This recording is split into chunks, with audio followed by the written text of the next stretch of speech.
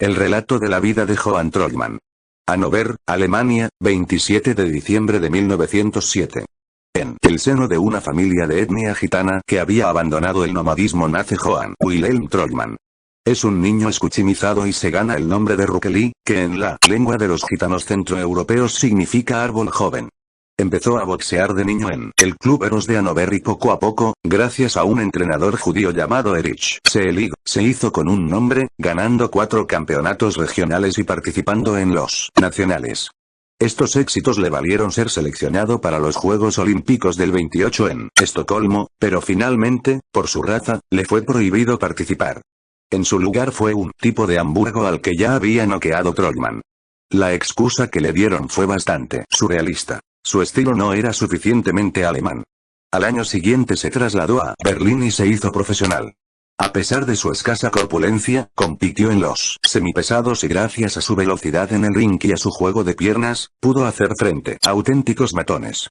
Llegados a este punto, en 1933, el año en el que Hitler accedió al poder, a Trollmann se le presentó la oportunidad de competir por el título alemán. Su oponente era un tiparraco llamado Adolf Witt, un pegador más grande que el propio Trollmann. No era la primera vez que se enfrentaban. En sus 3 combates anteriores, cada uno de ellos había ganado un combate y hubo un empate. Trollmann era ya famoso en la Alemania de su época. Su juego de piernas había sido bautizado como el baile de Trollmann y encima las mujeres acudían por decenas a sus combates, atraídas por su racial aspecto. El combate se celebró el 9 de junio de 1933 en la Botsbrauerei de Berlín. Rodeado de dirigentes nazis y con Witt como favorito, Trollmann puso en práctica sus técnicas. Rapidez, juego de piernas y velocidad ante el torpe Witt. Encima, nuestro héroe se atrevía a hacer burlas a Witt e incluso a comentar el combate con los espectadores de las primeras filas. Mientras, Trollmann iba impactando golpes sobre Witt y al final del combate, el pequeño gitano estaba tan fresco como al principio y Witt ensangrentado. Llegó el momento de dar el resultado del combate, que todo el público creía que iba a ser para Trollmann, y, tras una clara manipulación nazi, se declaró empate nulo. El escándalo fue mayúsculo y, tras las vehementes críticas del público, los jueces se vieron obligados a nombrar campeón de Alemania a Trollmann, que no pudo evitar llorar de emoción. Precisamente por eso, a la semana del combate, le llegó una carta de la Federación Alemana anunciándole que le quitaban el título por comportamiento vergonzoso por llorar, vamos. La prensa especializada apoyó tan injusta decisión, ya que consideraban que los campeones de boxeo no pudo evitar llorar de emoción. Precisamente por eso, a la semana del combate, le llegó una carta de la Federación Alemana anunciándole que le quitaban el título por comportamiento vergonzoso por llorar, vamos. La prensa especializada apoyó tan injusta decisión, ya que consideraban que los campeones de boxeo no corren. Para acabar con la fama de Trollmann, las autoridades decidieron meses después organizar un combate con Gustav Eder, un boxeador pro-nazi famoso por la potencia de sus golpes. Para que el resultado fuera satisfactorio, la federación exigió a Trollmann que no se moviera en el ring, ya que si lo hacía sería revocada su licencia. La idea era que Eder pudiera golpear tranquilamente al joven gitano para que la raza aria prevaleciera. Pero no tenían ni idea lo que Trollmann tenía preparado.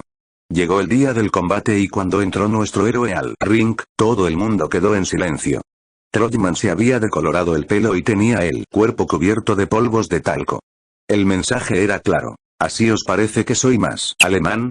Trollmann, por otro lado, obedeció las consignas de la federación. Se quedó quieto en el centro del ring y aguantó los puñetazos de Eder hasta que en el 5.º asalto cayó derrotado.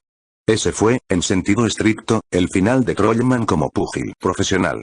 Siguió peleando, pero ya no era él. La federación le prohibió usar su estilo y estaba obligado a pelear quieto. Y por si fuera poco, cuando iba ganando los combates, en las pausas un funcionario del partido se acercaba a su esquina y le advertía: «Gitano, túmbate. Túmbate o iremos a por tu familia». Esta insostenible situación le obligó a pelear en ferias y circos. Cuando esto llegó a oídos de la Federación Alemana, su licencia fue revocada. Era 1935. Al año siguiente, Trollmann, que estaba casado con hijos, se divorció para que sus hijos pudieran cambiar de nombre y tener una esperanza en la vida.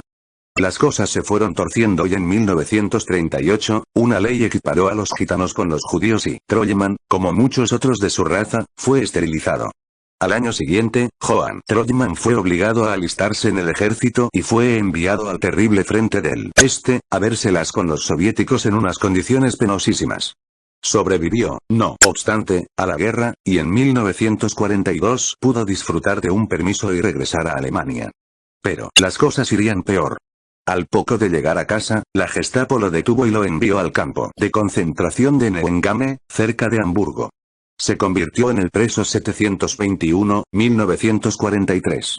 Para su desgracia, los guardias del campo de concentración se enteraron de que era boxeador y concibieron una forma de tortura que para ellos era divertida. Tenían malnutrido a Trollman y solo le daban más de comer si perdía por KO en los combates que se organizaban en el campo. Y aquí, en principio, se acaba la historia de Trollman, porque trascendió que en 1943 falleció. La versión oficial que dieron los nazis es que murió de forma natural. Otra decía que le habían disparado. La verdadera causa fue mucho peor. Hace poco, un periodista llamado Roger Recklinger reveló las verdaderas circunstancias de su muerte, que tuvo lugar en 1944. Al parecer, le organizaron un combate contra otro recluso llamado Emil Cornelius. La particularidad es que este Cornelius era un capo, que en el argot es el nombre que recibían los presos que colaboraban con los nazis y hacían de espías internos. Trollman cometió el error de noquear a Cornelius delante de los guardas. Este, enrabietado por la humillación, agarró un G campeón de Alemania de boxeo tirado en el barro. Tuvieron que pasar casi 60 años para que la figura de Johan Trollman fuera reconocida. La Federación Alemana de Boxeo reconoció su título en 2003 y a sus descendientes les fue entregado el cinturón de campeón. Además, en la ciudad de Hannover hay una calle con su nombre y en Hamburgo, frente a lo que fue el gimnasio donde ganó algunas de sus más memorables peleas, hay una placa que lo recuerda. En Berlín, por último, en concreto en el Parque Victoria, en el distrito de Kreuzberg, hay otro monumento dedicado a la memoria de Trollman, en la foto. Se trata de un ring semihundido que recuerda la figura de uno de los deportistas más vilipendiados de la Alemania nazi, con una placa en su honor. El boxeador gitano que ridiculizó al Tercer Reich. El relato de la vida de Johan Trollman. Hannover, Alemania, 27 de diciembre de 1907. En el seno de una familia de etnia gitana que había abandonado el nomadismo nace Johan Wilhelm Trollman. Es un niño escuchimizado y se gana el nombre de Rukeli, que en la lengua de los gitanos centroeuropeos significa árbol joven. Empezó a boxear de niño en el Club Eros de Hannover y poco a poco, gracias a un entrenador judío llamado Erich Seelig,